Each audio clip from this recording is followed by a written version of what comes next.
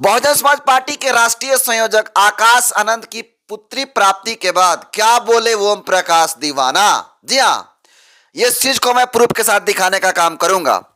और ओम प्रकाश दीवाना ने चमार समाज के लेकर के ऐसा क्या बोल दिया है कि तमाम लोग भड़क गए हैं। और भड़कने के बाद लगातार ओम प्रकाश दीवाना को ये बड़ी बात बोली जा रही है। उसके बाद ओम प्रकाश दीवाना भी पूरी तरीका से भड़क गए हैं और भड़क करके उस समाज में, जी हाँ, भड़क करके समाज की उस समस्या पे बात कर दिए हैं जिसे आज तक कोई मंच से नहीं बोलता था। उस मंच से बोलने का काम ओम प्रकाश दीवाना ने किया है। आखिर ओम प्रकाश दीवाना ने ऐसा क्या बात बोल दिया है मंचों से जिसको लेकर के विवाद छिड़ गया और पूरे विवाद में घिर गए हैं ओम प्रकाश दीवाना, जो महनिया विधानसभा के प्रत्याशी थे बहुजन समाज पार्टी का। पूरी खबर प्रूफ के साथ देखा हुआ एनालिसिस करूं उससे पहले चैनल पर आए नए दर्शकों को अपना परिचय दे देता हूं। नमस्कार, मेरा नाम हरेंद्र बसंत है और आप देखना शुरू कर चुके हैं धम्मा भारत टीवी। देखिए, आपने देखा कि किस प्रकार से बहुजन समाज पार्टी के नेता ओम प्रकाश दीवाना लगातार जिस तरीके से मेहनत की मोहनिया विधानसभा में, उस मेहनत को तमाम लोगों ने देखने का काम किया और उसका ही परिणाम हुआ कि 32,000 प्लस वोट ओम प्रकाश दीवाना को मिलने का काम किया। लेकिन आज के इस वीडियो में बहुजन समाज पार्टी के पूर्व प्रत्याशी ओम प्रकाश दीवाना से जुड़ी हुई आपको बता दूं एक बड़ी खबर लेकर के आया हूं जिसको जानना आपके लिए बेहद ही जरूरी है। आप जान लीजिए कि ओम प्रकाश दीवाना मंच से एक बहुत ही बड़ी बात बोल दी है चमार कम्युनिटी को लेकर के। तो चलिए शुरुआत करते हैं। देखिए, सबसे पहले ओम प्रकाश दीवाना ने आकाश आनंद की बेटी, उनकी पत्नी की जो बेटी हुई है उसको लेकर के ओम प्रकाश दीवाना ने क्या कहा उसको आप देख लीजिए। पहले माननीय आकाश आनंद जी का जो बेटी हुई है, अभी तो नामकरण, अभी नाम उसका क्या है ये नाम सामने नहीं आया है, जल्द ही आ जाएगा तो आपको अपडेट कर दूंगा। लेकिन ओम प्रकाश दीवाना जिस दिन लड़की हुई यानी कल, आकाश आनंद को बधाई देते हुए लिखते हैं कि बसपा के राष्ट्रीय संयोजक आकाश आनंद जी को पिता बनने की बहुत बहुत बधाई। उसके बाद तमाम लोग ओम प्रकाश दीवाना के थ्रू कई लोगों ने विश किया। तो ये तो उनका कैजुअली जो करना था, उन्होंने अपना कैजुअली जो बधाइयाँ देना था वो दे दिए। लेकिन ओम प्रकाश दीवाना मंच से चमार समाज से रिलेटेड एक बहुत ही बड़ी बात बोल दिए हैं जिसको लेकर के विवाद हो गया है। जी हाँ, पूरा कंट्रोवर्सी हो गया है। पूरी खबर आप देखिएगा तो आप भी कहिए कि हाँ, ये वीडियो में 100% बातें सच कही गई है जिसे कोई मंचों से कहने का काम नहीं करता है। तो चलिए सबसे पहले उस वायरल वीडियो को आप देखिए, उसके बाद आपको हम सच बताने का कोशिश करेंगे। तो देखिए ओम प्रकाश दीवाना क्या कह रहे हैं, सुनिएगा, ध्यान से सुनिएगा। के साथ मैं कह सकता हूं कि ये संविधान बचा है तो हम चमारों के बदौलत बचा है, वरना आज संविधान को खत्म कर दिए होते लोग। लड़ने के लिए तो सब कोई लड़ता है, अगर संविधान कुछ दिनों से दिखाया भी जा रहा है तो बचाने की प्रक्रिया में नहीं, सत्ता में आने की प्रक्रिया। बचाना अलग बात है, सत्ता में आना अलग बात है। लोग सोचते हैं जैसे झूठ बोल के मोदी जी सत्ता में आ गए, उसी तरह हम लोग भी संविधान के नाम पे सत्ता में आ जाए। लेकिन मैं बता देना चाहता हूं कितना हूं संविधान जप लो। संविधान को मानने वाले बसपा में है, जब तक से बसपा को अपने साथ नहीं लोगे तब तक से आप सत्ता में आने वाले नहीं हो। केवल संविधान के नाम पे आप सत्ता में नहीं आ जाओगे क्योंकि संविधान को मानने वाले बसपा में। तो सुना आपने किस प्रकार से एक बहुत ही बड़ा सच जिसे कोई नहीं बोल सकता, उस सच को बोलने का काम ओम प्रकाश दीवाना ने किया है। जी हाँ, मैं आज के इस वीडियो में साबित कर दूंगा कि ओम प्रकाश दीवाना ने जो बातें कहा है वो 100% सच कहा है। जी हाँ, सबसे पहले आपने देखा कि किस प्रकार से ओम प्रकाश दीवाना ने कहा अगर संविधान सुरक्षित है, अगर बचा है, तो हम चमारों की वजह से। और साथ ही साथ ओम प्रकाश दीवाना इस बात को कहते हैं कि, और सुन लीजिए, थोड़ा सा और सुन लीजिए, के साथ में अगर संविधान कुछ दिनों से दिखाया भी जा रहा है तो बचाने की प्रक्रिया में नहीं, सत्ता में आने की प्रक्रिया। सुना आप किस प्रकार से ओम प्रकाश दीवाना कह रहे हैं, जो संविधान लहरा रहे हैं लोग ऐसे ऐसे लाल संविधान, और जो संविधान बचाने के नाम पे वोट ले रहे हैं, उन तमाम जातिवादी गठबंधनों को लताड़ने का काम किए हैं ओम प्रकाश दीवाना मंचों से। जी हां, आप सही सुन रहे हैं। इंडिया गठबंधन जो लोकसभा 2024 का चुनाव है उसमें किस चीज को लेकर आई, किस मुद्दा को लेकर के चुनाव लड़ा? संविधान बचाने के नाम पे। क्या संविधान खतरे में था? क्या हो गया है संविधान को? सबसे ज्यादा संशोधन कांग्रेस के शासनकाल में हुए संविधान के अंदर।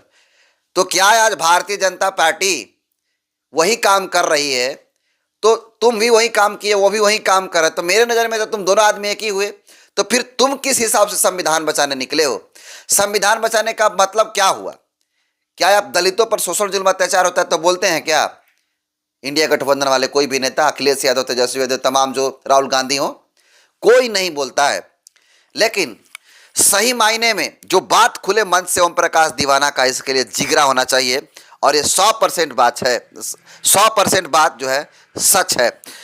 देखिए, किसी को यह जातिवादी बात लग सकता है, लेकिन सही मायने में आप जान लीजिए कि चमार समाज के लोग हैं तो सही मायने में संविधान बचा सकते हैं, क्योंकि जब भी संविधान के साथ गलत होता है तो सबसे पहला विरोध में उतरता है वो जाति जिसका नाम चमार जाति है।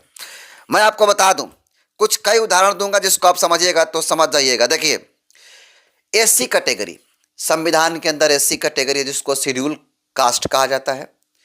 शेड्यूल कास्ट में, एससी कैटेगरी में पूरे भारत के अंदर अगर बात किया जाए तो लगभग 1100 से ज्यादा एससी कैटेगरी में जातियां हैं।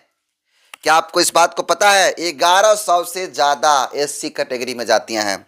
मैं उत्तर प्रदेश और बिहार का भी बता देता हूं डिटेल में, सबका लिस्ट बाय लिस्ट नाम रख करके बताऊंगा। तो आप जान लीजिए कि एससी कैटेगरी में उत्तर प्रदेश के अंदर लगभग 66 जातियां हैं। जी हां, उत्तर प्रदेश के अंदर एससी कैटेगरी में लगभग 66 से अधिक जातियां हैं।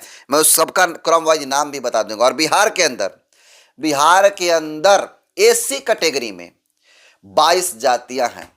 यहां पर सवाल उठाया जा रहा है कि जब एससी कैटेगरी में उत्तर प्रदेश के अंदर 66 जातियां हैं लगभग, बिहार में 22 एससी कैटेगरी में जातियां हैं लगभग, और अन्य राज्यों का तो छोड़ ही दीजिए, तो आप ही बता दीजिए कि ये लोग, कितने लोग सड़कों पर उतरते हैं जब शोषण जुल्म अत्याचार होता है, जब संविधान से जुड़े हुए तमाम जो अपडेट होते हैं, जो संशोधन किए जाते हैं सुप्रीम कोर्ट के माध्यम से जो आदेश आ जाता है आरक्षण के खिलाफ, एससी एसटी एक्ट के खिलाफ में आता है फैसला, उसके खिलाफ में कौन उतरता है? क्या ये तमाम जातियां उतरती है? नहीं, सबसे पहले कोई आता है, उस जाति का नाम जाटव जाति है। उन्होंने 100% सच बात कही, मैं इसको साबित भी कर दूंगा। तो सबसे पहले आप देखिए, एक डेटा मैं आपको दिखाता हूं। इस डेटा के हिसाब से आपको खुद पता चल जाएगा कि कौन कौन जातियां किस में शामिल है। तो सबसे पहले आप इसको देखने का काम करिए। लिस्ट मैं आपको सामने रख रहा हूं, इस लिस्ट को आपको भी देखना चाहिए। देखिए, उत्तर प्रदेश के अंदर एससी कैटेगरी में जो जातियां आता है, मैं सबका बारी बारी से नाम रख देता हूं। 66 जो जातियां हैं, आगरिया हो गई, आगरिया एगो अग्निकुल हो गया, उज्ज्वल हो गया, बासफोड़ हो गया, बघेल हो गया, वाल्मीकि हो गया, फिर एक बघेल जो धोबी जाति में आते हैं वो भी एससी कैटेगरी में आते हैं, फिर बजगी हो गया, बौरी हो गया, बहेड़िया हो गया, बांजार हो गया, चमार हो गया, जाटा हो गया, चेरिया हो गया, डोम हो गया, धनगर हो गया, घुसिया हो गया, ग्वाल हो गया, हेला हो गया, हरी हो गया। हेला एगो मेहतर जाति उपजाति है। जाटव कोरी एगो जुलाहा जाति में भी एससी कैटेगरी में आता है लोग, कोरी जाति का। फिर कोल हो गया, फिर कोल एक गोंड जाति में आता है, वो एससी कैटेगरी। खटीक हो गया, खैरका हो जाएगा, लाल बेग हो गया, महजबी हो गया, मेहतर हो गया, मुसहर हो गया, नट हो गया, पासी हो गया, पासी में तड़मूल एक होता है, पनपा हो गया, परहिया हो गया, राजक हो गया, रावत हो गया, साफी हो गया, सैफी हो गया, सनहाई हो गया, शिल्पकार हो गया, शंकर हो गया, सोरा हो गया, सहरिया, तूरी, तुरहा ततेर वाल्मीकि, वर्मा भूया भूइहार, बांसफोर चिखिलिया घसिया, घुमार हलालखोर मटिया, मुरारी रोर सोसी, सूरजवंशी स्वासी तिराही जुलाहा।